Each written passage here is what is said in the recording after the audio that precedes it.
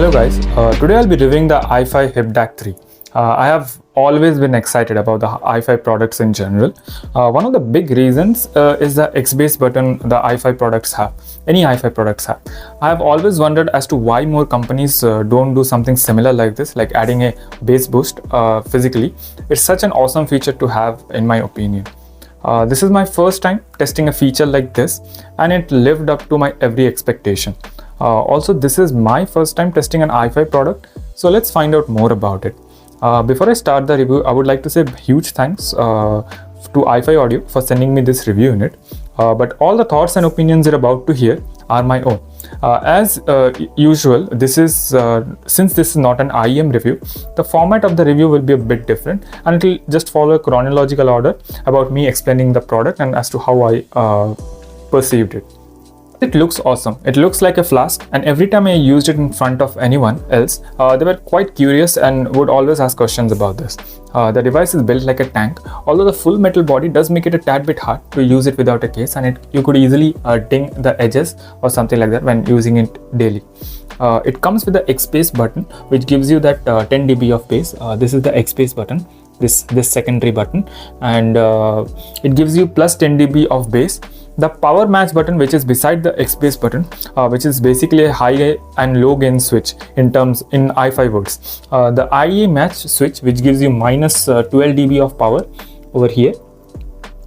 It is basically made for iems, wherein if the iems are too sensitive, you can use that and get a minus 12 dB of volume, and it does give you more range for volume if you're using a sensitive IEM.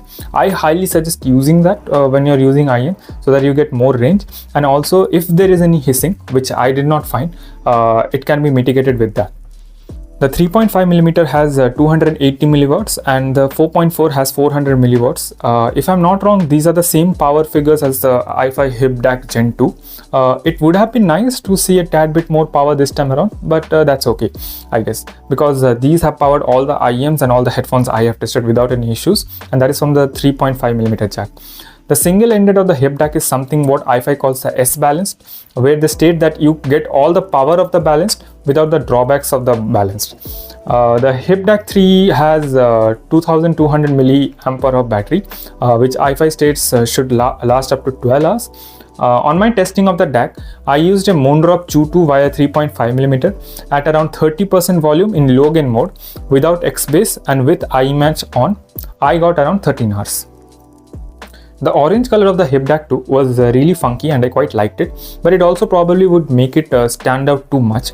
So this new muted color does look nice. It does get time to getting used to it, but it does look nice and it gives it a classy look. It supports up to MQA, up to DSG-256, up to PCM 32-bit 348 kHz, and up to DXG-256. Now there are two firmware updates. The firmware 7.4 as of testing does support MQA. If you do not want MQA, you can upgrade the firmware to firmware 7.4B if I'm not wrong, and that will remove the MQA option.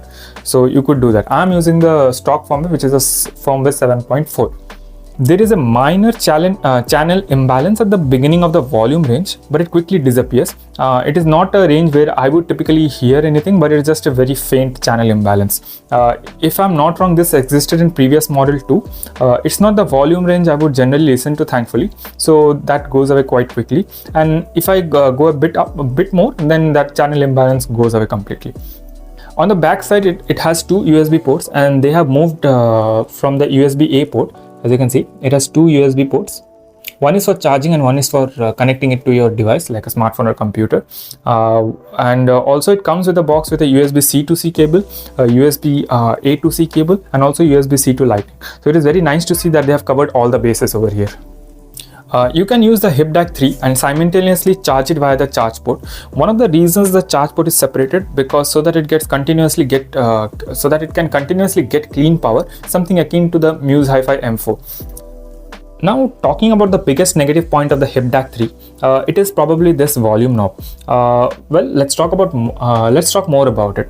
The volume knob is very robust and it is also knurled, but my god, is it easy to knock and increase the volume suddenly. So the Hip Dac 3 is targeted at a portable audio community. So when you're moving about, you will probably be having it stacked with your DAP or your smartphone, and you will put it inside your pocket or inside your bag. But if there is a sudden knock, this is very easy to move. And what happened with me, a lot of times it would increase the volume and it would blow my ears out. So I mean, it didn't happen once, it didn't happen twice, it happened a lot of times, and that was the only reason why I stopped using it when I'm on the move. So yeah, even in stationary mode, like when I'm keeping it on the desk, if by mistake I touch this, it is very easy to increase the volume. This was probably the biggest con I saw with the Hip Dac 3. I wish there was a volume guard, something like the recently released iBass or DC Elite, or better yet, more resistant to the volume knob. So I think so that would make a most sense. The incident with me didn't happen once, as I said, but it happened quite a few times. So much so that I stopped using it at like completely when I'm out, and I'm really careful as to not knock this volume wheel around. I really hope iFi can fix this in this next iteration. It is not that iFi can't make a good knob. The iFi Go Blue, which is also in for review, it has a great knob and it has a very good resistance. Although it is stepped volume knob, but I would rather have that than this, because this is really bad for safety in my opinion, because it could really blow your ears out really easily in my opinion. Although there is resistance when you on the iFi Hip Dac, but see, as you see, when I'm trying to move it, it moves very easily. Yeah, it moves very easily, and I'm applying very less force over here. So that is what happens when I'm trying to use it out and about. So I would say if you're buying this, just be careful on that aspect, because it didn't happen once, because it's a safety, it's a safety thing as of now, because you could really blow your ear out, and especially if you're not using the eye match, and if you're in 9 o'clock, if you're, let's say, over here, and it suddenly goes to 12 without any eye match, I mean, that could blow your eardrums and also blow your iems. So that is the only con which I saw with this DAC. So now moving from that, let's talk about the sound. The iFi Hip Dac uses the Burr Brown DAC, which is famous for its warm characteristics. But in the Hip Dac 3, the same characteristic does exist, but with a slight sprinkle up top and also wider soundstage. The treble does become a bit smoother, and that edginess of the treble which SimGot has goes away. I use the SimGot EA1000 generally because that is what I love pairing it with the Hip Dac. Now the sound difference isn't apparent when you use it for the first time, but with the right IM like the SimGot EA1000, it does make an impact and flavors the sound in quite an interesting way. I tested my entire collection over here, but the SimGot EA1000 stuck with it, and it was really well synergized with the Hip Dac even without Xbase on in the stock setting. Now talking about the reason as to why I always wanted to review an iFi product, it was the Xbase button. Now what can I say? As expected, it is really amazing. It gives you that plus 10 dB of bass, and it is just so enjoyable. But you need an IM which can reproduce that much bass without breaking down on the other range of the sound. Again, as usual, the EA1000 was superbly paired here, and the passive radiator on the EA1000 worked really well in tandem with that Xbase of the iFi Hip Dac 3. That thump, the rumble of the bass was hitting so hard when listening to Waltz by Sunny, when listening to Crack Crack Crackle by Classy, or when listening to Bjork's Hollow 16-bit remix. I couldn't stop playing with this button. It was just so much fun. Now, enough gushing about the Xbase button. Let's be a bit practical and talk about some other things. One small thing I would like if that the Xbase button, rather than giving it a set amount of plus 10 dB of bass, it would be nice if there was a dial for the Xbase wherein I could tune the bass according to my liking from plus 1 dB of bass to plus 10 dB of bass. If not that, I would at least like to have 3 steps of Xbase, like plus 2 dB, plus 5 dB and plus 10 dB. Why I say this is because for some IMs, I would love a tad bit of bass, not plus 10 dB of bass, and it could be really amazing having something like this. While plus 10 dB of bass is amazing, I mean, I'm not lying, it's not amazing, it's really fun, engaging listening to, especially EDM and rap and hip hop, but it doesn't do well with all the IMs. So like, let's say if I had plus 2 dB of bass, I could use it with any IMs and have a little bit more of that bass and really enjoy that IM. And also that plus 10 dB of bass doesn't really work with most iems. Plus 2 dB is fine, but plus 10 dB for many iems it does distorts and it doesn't sound really good. The Xbase also has a very good advantage, that is, if you're a low volume listener like me, generally I listen at low volumes. What happens is when you're listening to low volumes, there is a lack of bass. But if you have that Xbase button on, the bass is really good at low volumes too, so you do not miss so much of that song. So that is one thing I use, and it's a really great feature, especially for a low volume listener like me. The overall warm sound signature and the smooth treble and fantastic wide soundstage it has does also help in gaming a lot. When using it on FPS games, it makes the experience even better, and I quite love it.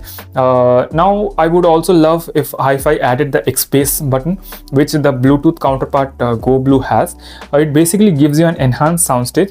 I would really like to see that being added if possible, but that's not a priority list in my opinion.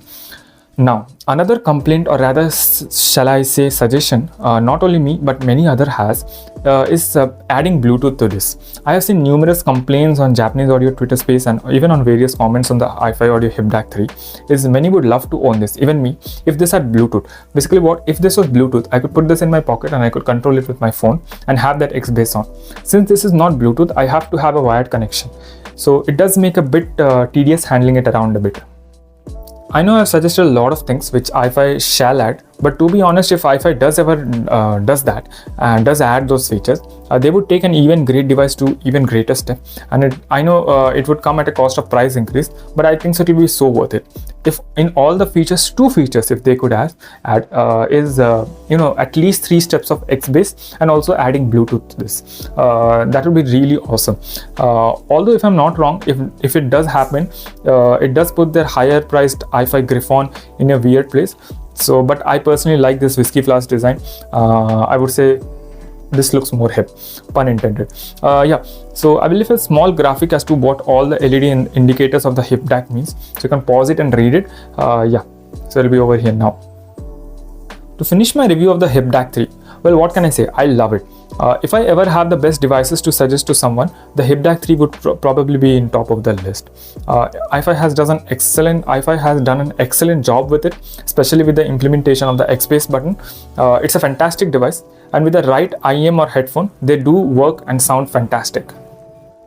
So yes, I know I was gushing about the Hi-Fi Hip Dac a lot about it in this review, but it's really a nice device. I don't think so anyone who has it or has used it will really dislike it, because it has this warm sound signature, and that Xbase button especially helps out a lot. And as a low volume listener, that was a big boon to me. Yeah, that is my review of the Hi-Fi Hip Dac 3. If you do like my content, please do like the video and subscribe to my channel. That helps out a lot. Liking and subscribing is a great way of supporting me. I'm a very new reviewer, and liking and subscribing does allow me to make videos like this, and I would really appreciate if you could do that. If you do have any questions or comment about this Hi-Fi Hip Dac or about my video, please do comment below. And yeah, that's my review of the Hi-Fi Hip Dac. And also 93 or 94% of the people watching these videos are not subscribed, so I would really appreciate if you could subscribe. And yeah, that's my video. If you do have any comments, do ask in the comment section below, and I hope you have a great day. Bye.